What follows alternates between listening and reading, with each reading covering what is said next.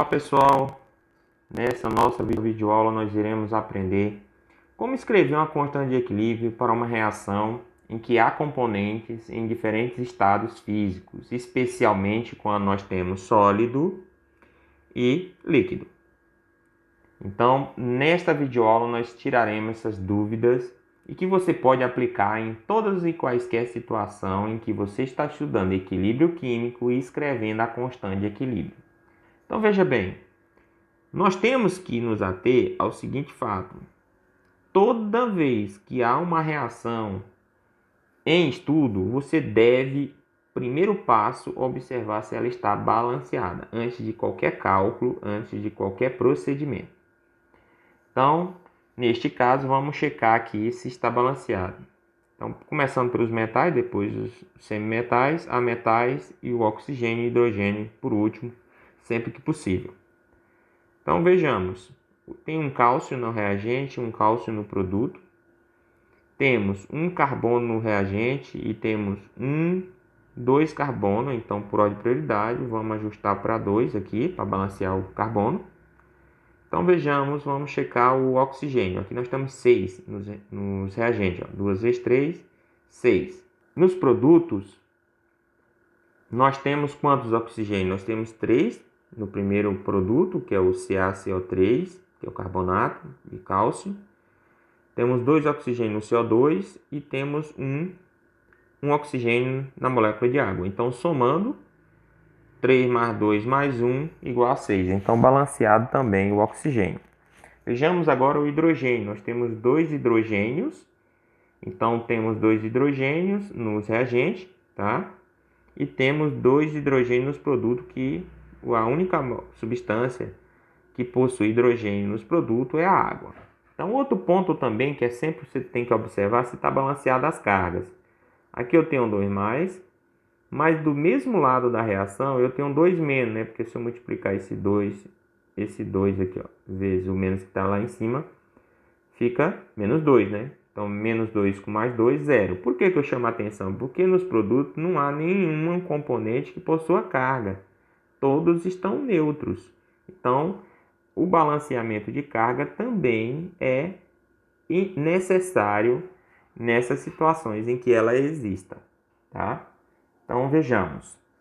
Agora, feito esse balanceamento, podemos partir para a escrita da constante de equilíbrio. Então, gente, a constante de equilíbrio, nós sabemos que é K, tá? Lembrando que essa reação só tem constante de equilíbrio porque ela é reversível. Ó. Ela é indicada por uma seta dupla, né? Uma seta da esquerda para a direita, reação direta, e da direita para a esquerda, reação inversa. Então, sabendo disso, vejamos como ficaria em tese a constante de equilíbrio. Então, vamos colocar como geralmente a gente aprende em exemplo genérico e tudo mais, e aí faremos as correções. Certo? Então, vejamos. Aqui é produto sobre reagente, então ficaria em tese concentração de cálcio CO3 vezes, aqui a coeficiente estequiométrica é 1, né? Então não temos que nos preocupar com coeficiente estequiométrico. Concentração em mol por litro de CO2 vezes a concentração de H2O líquido. Isso em tese, seguindo a risca os exemplos genéricos que nós encontramos em várias bibliografias. Posteriormente nós iremos corrigir, tá? Porque na verdade não é bem assim, tá? Então eu estou fazendo dessa maneira para você não cometer esse erro. Então vejamos, o reagente então fica cálcio 2+, aquoso, vezes a concentração de HCO3 menos elevado a 2, que o coeficiente dele é 2. Então, em tese, você ficaria tentado em escrever a constante dessa forma. Mas, na verdade, está errado. Se você escrever dessa forma, está errada. Porque é o seguinte, ó, toda vez que a água líquida, por exemplo, ela também é um solvente. Como é que eu sei? Porque está aqui, ó, aquoso. Então, toda vez que eu tenho água líquida no meio, um sistema aquoso, essa concentração aqui é constante. Então, eu tomo ela com o valor de 1. como na divisão e na multiplicação esse é um elemento neutro, né? Então não há necessidade de apresentá-los. Então, nessa situação aqui, a água líquida tem concentração invariável, tá? E também o carbonato de cálcio, que é um sólido, também é tomado como uma constante, tá? Ou seja, a concentração dele não varia significativamente comparado aos demais nesse sistema de equilíbrio, desde que eles existam no meio, uma vez que as concentrações dos demais são bem menor do que desses dois. Então, neste caso, vamos corrigir, ó. Isso não pode aparecer porque ele é um sólido, é concentração invariável, e esse é um líquido, que também é um solvente, então não podem aparecer na constante. Então, vamos corrigir.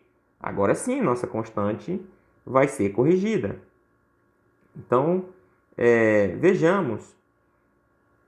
Então, vejamos. Fica K igual.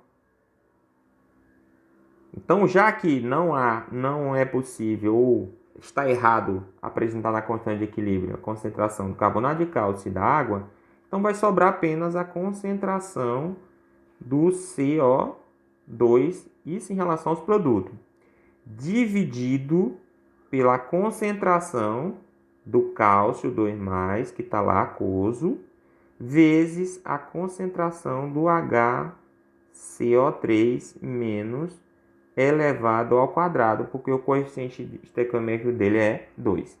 Então, essa é a nossa constante de equilíbrio para essa reação que estamos discutindo.